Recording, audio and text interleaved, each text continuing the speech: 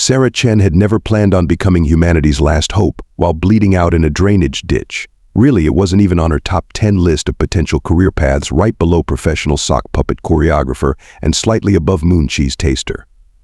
Yet here she was, clutching her wounded side and staring up at the purple-tinged sky as another Vraxian warship screamed overhead, leaving trails of ionized particles that sparkled like demented fairy dust. The day had started normally enough. She'd dragged herself to her help desk job at TechCorp, armed with nothing more threatening than a large coffee and her legendary patience for dealing with users who thought clearing browser history meant washing their computer screen with Windex. The first sign that this Tuesday would be different from any other Tuesday was when her morning meeting about proper USB port etiquette was interrupted by the entire building shaking like a giant's maraca. "If this is about the coffee machine updates again," she'd muttered, peering out the fourth-floor window. "I swear I'm going to..." The O was in response to the massive alien spacecraft hovering over downtown Seattle like a cosmic hubcap that had taken a wrong turn at Mars. The Vraxians, as they'd so helpfully announced themselves in every electronic device on Earth, simultaneously had chosen Earth's annual International Pizza Day for their invasion. Sarah was taking that personally. She'd had plans, damn it. Plans that involved a deep dish pepperoni masterpiece and absolutely zero alien conquest. "Greetings, primitive carbon-based life forms," the announcement had blared from her phone, laptop, and somehow her electric toothbrush. "We are the Vraxian Empire, conquerors of 17 star systems, and officially trademarked most sophisticated species in the known galaxy. Please prepare for immediate subjugation. And no, turning your planets off and on again won't help." Sarah had actually snorted coffee through her nose at that last bit. In her decade of experience, she'd learned that turning things off and on again solved approximately 90% of all problems. The other 10% could usually be fixed by asking, "Are you sure it's plugged in?" The invasion had gone exactly as planned for the first 6 hours. The Vraxian Empire had expected Earth to fall like all the others.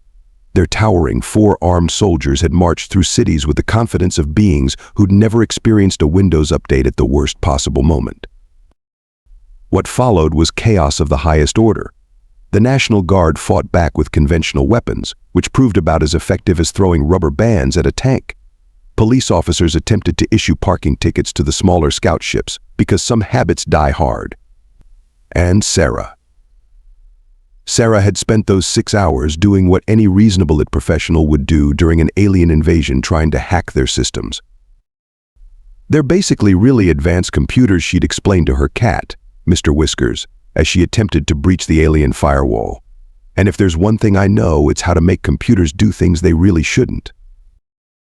That's how she'd ended up in her current situation, wounded, hiding in a ditch, and making deeply questionable life choices. A Vraxian scout had caught her trying to interface with their technology. The shot had been meant to incapacitate, not kill. Standard procedure, apparently. Wound the natives, study their biology, prepare for mass processing.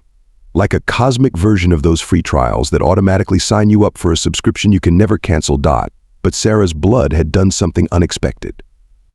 The moment it had touched the Vraxians' biosensor, their entire neural network had gone haywire. Her DNA, it seemed, was the equivalent of the galaxy's worst computer virus, or as she preferred to think of it, nature's most elegant malware. "You know." Sarah called out to no one in particular as she dragged herself toward the abandoned Vraxian scout ship, leaving a trail of blood that was already causing the ship's external sensors to flash in a pattern suspiciously similar to disco lights. Most people just get paper cuts at work. But no. I had to get shot by aliens and discover I'm basically a walking USB stick of doom. The Vraxian Empire's entire invasion force ran on biomechanical technology ships, weapons, even their fancy coffee makers. Turns out universal domination requires a lot of caffeine. Their tech was a seamless blend of organic and mechanical components, all connected through a neural network that made Earth's internet look like 2 tin cans connected by string. And Sarah's DNA was like downloading a corrupt file directly into their mainframe. Every system her blood touched went absolutely bonkers. Weapons started playing Earth pop music. Ships began executing ballet maneuvers mid-flight. One battle cruiser had reportedly started reciting Shakespeare in interpretive dance. As she finally reached the scout ship, Sarah couldn't help but appreciate the irony. All those years of dealing with virus-infected computers, and now she was the virus. Mr. Whiskers would be so proud, assuming he hadn't already pledged allegiance to the aliens. Cats were notoriously unreliable during invasions. The ship's neural interface pulsed with an otherworldly blue light, almost inviting her to interface with it. Sarah pressed her bleeding hand against the organic-looking panel, feeling a strange tingling sensation as the ship's systems began to process her genetic code. "I always wanted to make computers dance," she gasped, watching as the ship's displays began to flicker and transform. "Just didn't think it would be literal." The effect was immediate and spectacular. The ship's neural network absorbed her DNA pattern and, like a digital sneeze, broadcast it across the entire Vraxian battle network. Across Earth's atmosphere, every single Vraxian vessel suddenly began broadcasting "Never Gonna Give You Up" on all frequencies. Sarah had just rickrolled an entire alien invasion force. "Oh my God," she wheezed, half from pain and half from hysterical laughter. "I've become a galactic mean dot," but she wasn't done. As the ship's neural network absorbed more of her genetic code, she gained access to the Vraxian Empire's entire command structure. It was like the universe's most elaborate computer system, and she was the admin with unlimited privileges she gained by bleeding on things, which was definitely not in any manual she'd ever read. With a few swipes of her bloody fingers across the neural interface, she redirected their fleet into what could only be described as the galaxy's largest and most elaborate synchronized swimming routine. The Vraxian High Command watched in horror as their fearsome armada performed a perfect rendition of Swan Lake in low Earth orbit. Military satellites captured footage of Vraxian dreadnoughts pirouetting through the stratosphere. Scout ships performed elaborate figure eights around major landmarks. The flagship, a vessel the size of Manhattan, attempted to dab over the Pacific Ocean.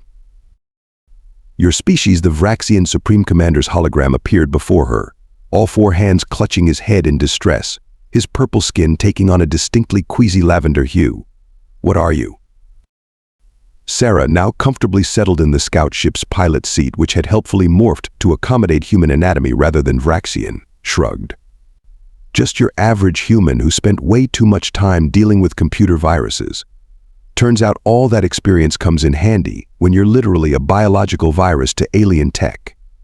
She paused, then added with a grin, "Also, I once won a dance competition in college." "You're welcome for the choreography." The Supreme Commander's multiple eyes twitched in what might have been either fear or admiration. It was hard to tell with aliens who had compound eyes. We surrender. Please just stop making our warships twerk." "On one condition," Sarah said, trying to maintain a serious expression while watching a Vraxian dreadnought attempt to moonwalk in space. "You're going to help us set up the galaxy's first interstellar help desk. Trust me, with the way your systems react to human DNA, you're going to need IT.alien invasion thwarted by it professional help desk tickets at all-time low."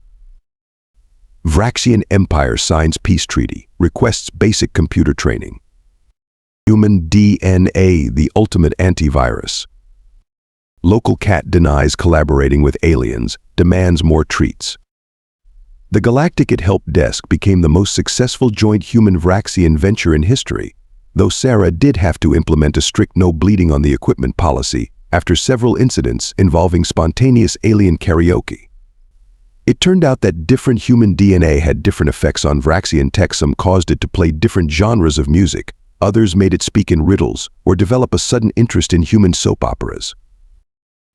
Sarah found herself promoted from regular IT professional to chief interspecies technical coordinator and emergency dance choreographer. Her first act was to establish a standardized protocol for dealing with alien technology. Have you tried turning it off and on again? If step 1 fails, do not bleed on it without proper authorization. In case of emergency, Rick Astley is always an acceptable last resort.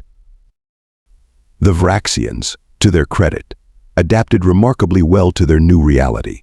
They even started a cultural exchange program, though there was some initial confusion when they mistook human line dancing for a military formation.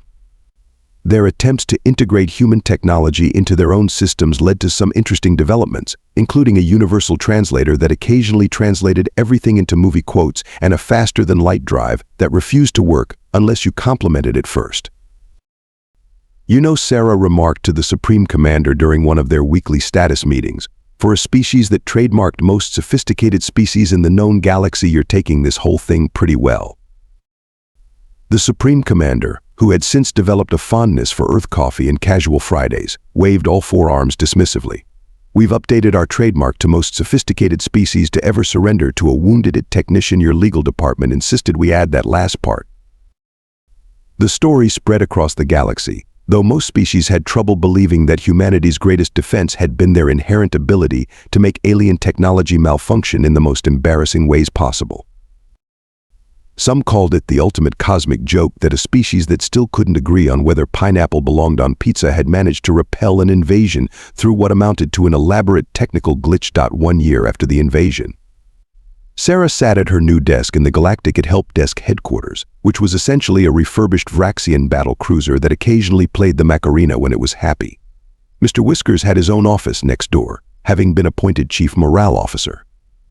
After it was discovered that cat purrs had a calming effect on stressed Vraxian technology. "Help desk, this is Sarah speaking. Have you tried turning it off and on again?" She answered the interstellar comm, suppressing a smile as she heard the familiar sound of a panicked Vraxian on the other end. "Hi, Technician Chen. Our primary navigation system is... It's insisting on taking the scenic route to everywhere. Yesterday it added 3 light years to our journey just to show us what it claimed was a really cool nebula." "Did you update the firmware like I suggested?" "Yes, but now it's developed a personality and keeps making 'are we there yet' jokes." Sarah sighed contentedly. This was her life now, preventing intergalactic incidents one tech support call at a time. "Okay, let me remote in and take a look. And please, for the love of all things binary, don't let anyone bleed on it in the meantime. We don't need another incident like the Great Space Conga Line of 2024. As she worked, she couldn't help but reflect on how things had turned out. Humanity had gained access to the stars not through military might or diplomatic finesse, but through their unique ability to make advanced alien technology throw a digital temper tantrum. They were the galaxy's IT department, the tech support hotline for civilizations that had mastered faster-than-light travel, but couldn't figure out why their systems kept playing stayin' alive during important diplomatic functions.